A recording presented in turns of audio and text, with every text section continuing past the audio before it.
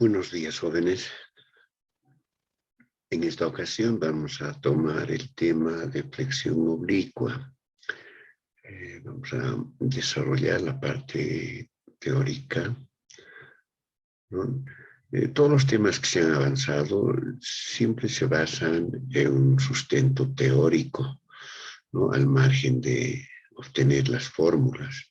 Entonces, para entender un tema, tenemos que saber conceptos, ¿no?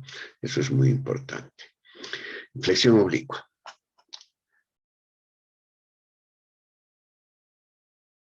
Vamos a realizar una definición de flexión oblicua, ¿no? Antes de desarrollar la definición de flexión oblicua, nos vamos a fijar en este gráfico que corresponde a flexión recta. Esto lo puse por el tema de comparación. A ver, repitamos o recordemos. Flexión recta es cuando las cargas coinciden o son paralelas al eje y perpendiculares al eje Z. El eje Z y el eje Y son ejes de inercia centroidales, ¿no? Entonces, en ese sentido, vamos a indicar, la flexión oblicua es cuando las cargas aplicadas a una viga no coinciden con un eje principal de inercia de la sección, ¿no? Entonces, ya estamos adelantando la comparación de flexión recta. En cambio, en flexión recta, el estado de cargas coincide con el eje principal, o sea, es paralelo al eje y perpendicular al eje Z, ¿no? Entonces, ya les anticipé. Entonces, con relación a la flexión oblicua, vamos a desarrollar aquí lo que es el concepto y lo que se refiere a el estado de cargas. Tenemos aquí esta viga que está inclinada con relación a este ángulo, ¿no? Los ejes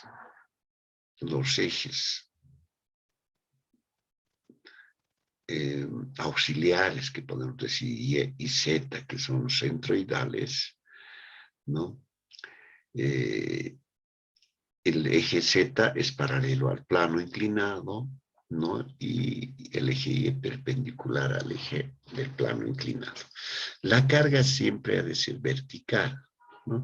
Entonces, para ir analizando a los ejes Y y Z, lo que tengo que hacer a través de este ángulo, ¿no?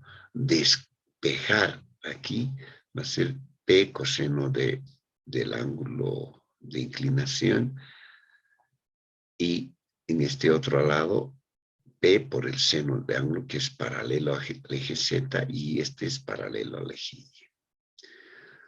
Hago una descomposición de estos ejes descompuestos, principalmente al eje Y tenemos P coseno del ángulo de inclinación más P por el seno del ángulo de inclinación paralelo al eje Z.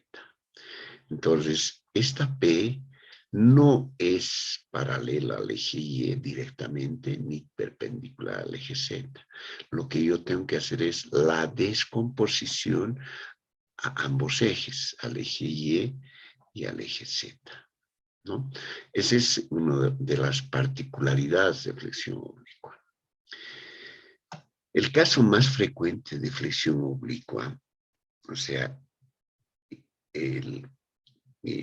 donde se presenta este estudio de flexión oblicua se da en estructuras de cubiertas.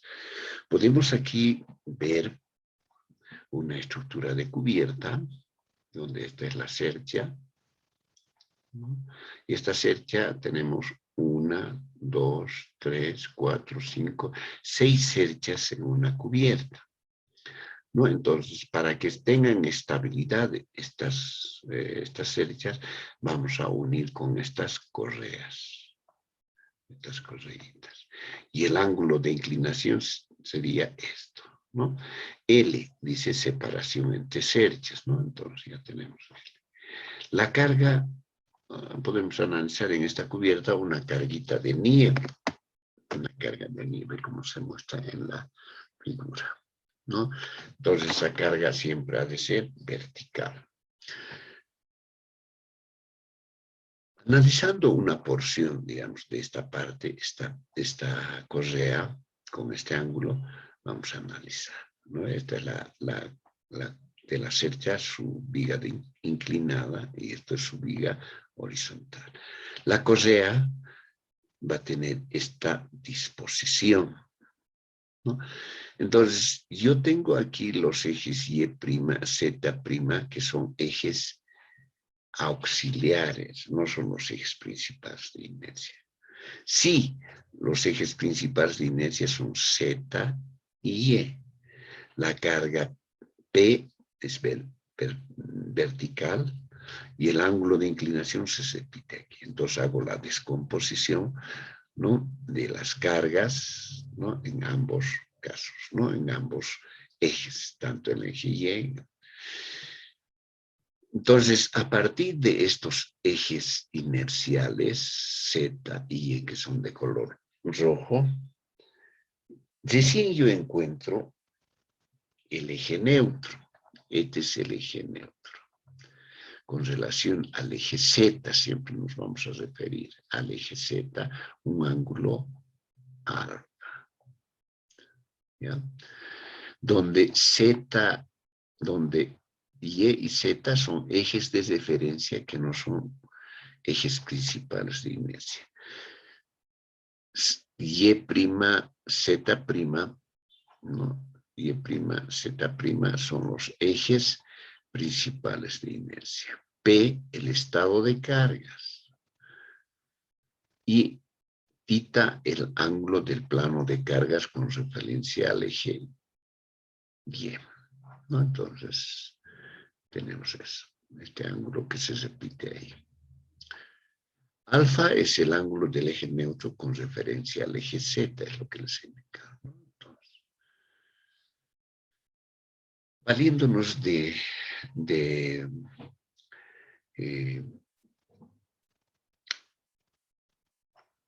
la tensión normal, que esto es la fórmula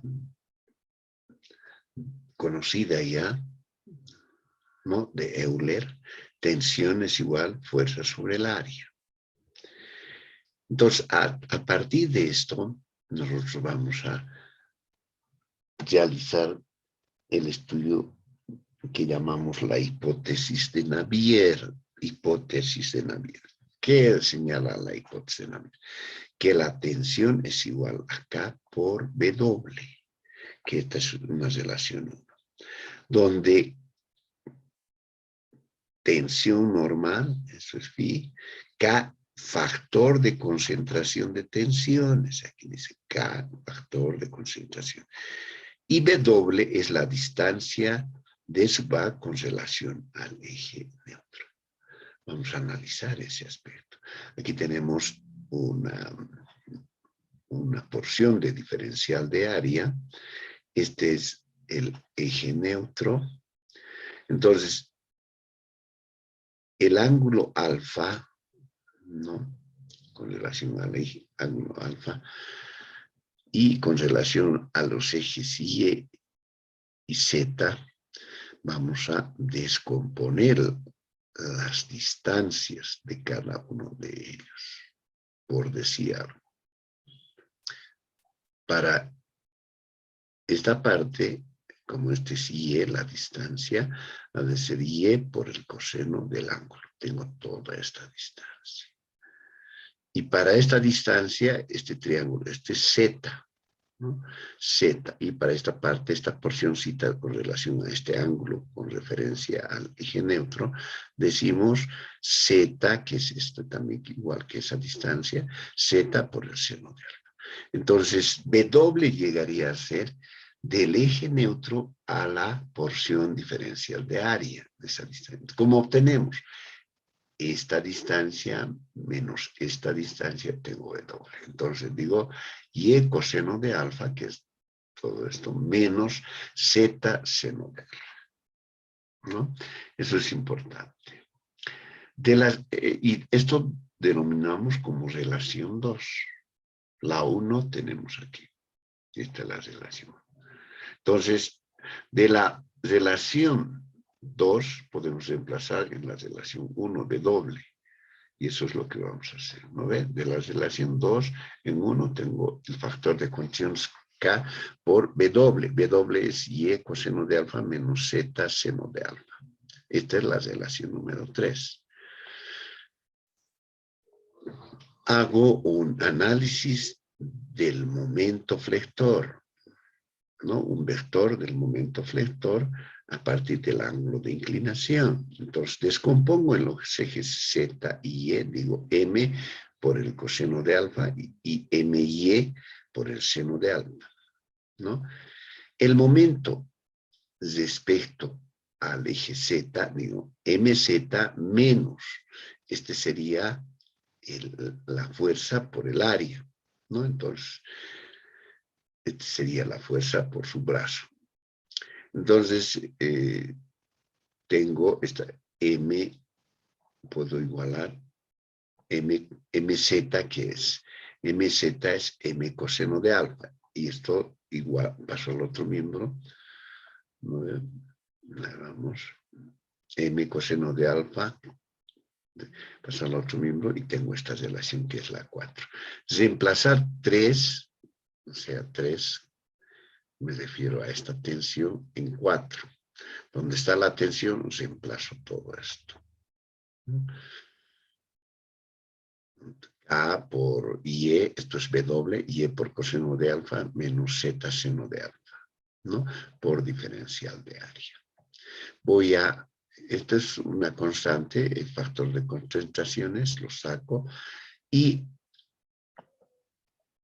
desfactorizo esta parte, Y por el coseno de alfa por diferencial de área, integral de Y por Y al cuadrado, diferencial de área por el coseno de alfa, menos integral de Y por Z o Z por Y por diferencial de área por el seno de alfa. Aquí vamos a introducir conceptos de momentos de inercia. El momento de inercia I sub Z es igual a la integral del brazo Y al cuadrado por diferencial de área. El momento de inercia I sub Y es la integral de Z al cuadrado por diferencial de área. El producto de inercia es la integral de Z Y por diferencial de área. Entonces yo tengo aquí, por ejemplo, todo lo que corresponde, toda esta parte, a esto. Y todo lo que corresponde, diferencial de área, al producto de inercia. Entonces, con esos conceptos los emplazamos. M coseno de alfa I sub Z por coseno de alfa, menos el producto de inercia I sub Z Y por el seno de alfa. De la misma manera, MY, que es el MZ, aquí vamos a ver, MY, M seno de alfa, aquí, MY, seno de alfa por la integral de Z, tensión de diferencial de A. Sabemos que el 3 es todo esto, K por W. Entonces, K, reemplazo Y, coseno de alfa menos Z. De la misma manera, analizo sacando de todo este análisis el factor K de contención con un factor de tensiones y tengo esto. Y Z por diferencial de área por el coseno de alfa, menos integral Z por Z, Z al cuadrado por diferencial de área por el seno. Los conceptos ya les había indicado, este llegaría a ser el producto de inercia y ZY por el coseno, menos este es momento de inercia respecto al eje Y por el seno de alfa. Entonces ya tengo dos términos, la 7 y la 5. Si digo tangente de alfa es seno sobre coseno, entonces voy donde la tangente es M seno del ángulo, M coseno de alfa. Entonces cada uno de estos, primero esto, Luego esto lo reemplazo en esa relación. Aquí está. El factor de concentraciones K se anulan y lo que queda es esta relación. Lo que voy a hacer a esta expresión va a ser un artificio, ¿no? Multiplicar una división entre la misma relación, 1 sobre coseno de alfa sobre 1 coseno de alfa, esto llegaría a ser 1. Pero si digo I sub z, coseno de alfa sobre coseno de alfa es 1. Menos I sub z, I sub y, seno sobre coseno es tangente. Aquí lo propio. I sub z, coseno sobre coseno, 1. Menos I sub z, tangente de alfa. De esta relación voy a despejar. Este es como dato. Esto es lo que me interesa, alfa. ¿Ya? Entonces voy a hacer una, ¿cómo se dice? Una operación. Entonces, yo quisiera que lo realicen. Y tengo esta relación, ¿no? I sub z, el producto de inercia, menos I sub z, tangente del ángulo, y por I sub z y tangente. O también, habíamos dicho que el tangente del ángulo es my sobre mz, de acuerdo a esta relación. Aquí, tangente, ¿no? Entonces sería my sobre mz, ¿no? my sobre mz, my sobre. Entonces tengo los momentos en cada uno de los ejes, en el eje y en el eje z. Ahora, este ángulo, si sale positivo, el ángulo será antihorario respecto al eje Z, o sea, en este sentido, ¿no? Y si sale negativo este valor, sentido horario, en este sentido. Veremos aquí. No, vamos a ver más adelante, en un ejercicio principalmente. Entonces, reemplazamos en la ecuación general que se tiene una relación de flexión recta, pero esto ya está con relación a los ejes descompuestos. Entonces digo m' z por i sobre i sub z por y. M' y sobre i sub y por z, ¿no? Entonces, mz', my' son momentos flectores respecto a los ejes y y z, ¿no? Y z, ejes que se usan, pero que no son ejes principales de inercia, ¿no? Pero aquí hay una particularidad, ¿no? Que cuando se utiliza estos ejes, llegaría a ser el producto de inercia cero. Sin embargo, I sub z es el momento de inercia respecto al eje z, y sub y, momento de inercia respecto al eje y. Aquí, esta relación es cuando el producto de inercia es diferente a cero, que representan las secciones asimétricas. Las secciones asimétricas pueden ser una L, un doble T, etcétera, ¿no? Entonces, los momentos, aquí, estos momentos, tengo realizado, esto ya despejado, estas relaciones mz', my'. No lo he querido hacer muy engorroso eso, porque diré, al final vamos a llegar a esta relación. Ustedes, yo quisiera que reemplacen todas las ecuaciones que hemos utilizado, reemplacen a esta ecuación, tangente de ángulo alfa, esto, lo reemplazan aquí y obtienen my, mz, etcétera, ¿no? Lo que corresponde aquí. ¿Listo? En el caso particular se da cuando el producto de inercia es cero. Por lo tanto, producto de inercia cero, cero, entonces m' es igual a mz. De la misma manera, el producto de inercia es 0, 0, m' es igual a my, que es. Esta llegaría a ser la relación cuando el producto de inercia es igual a 0. mz y por I sub z más my por Z y sub Y. Entonces, esto es cuando las secciones de la viga son simétricas con relación a los ejes principales de inercia. Por ejemplo, se puede realizar cuando son secciones simétricas, un rectángulo, un cuadrado, un círculo, etcétera, etcétera. Como pueden observar, en este cuadrito, ustedes háganse su formulario. Aquí tenemos 1, caso general 1, caso general también 2 y caso particular 3. Otro, lo que nos falta es el ángulo, este. Entonces tenemos una ecuación para este tema, 2, caso general, 3 para determinar mz', my', y el caso particular. ¿Ya? Entonces, jóvenes, como puedan decir, no es difícil. El siguiente miércoles vamos a hacer ejercicios.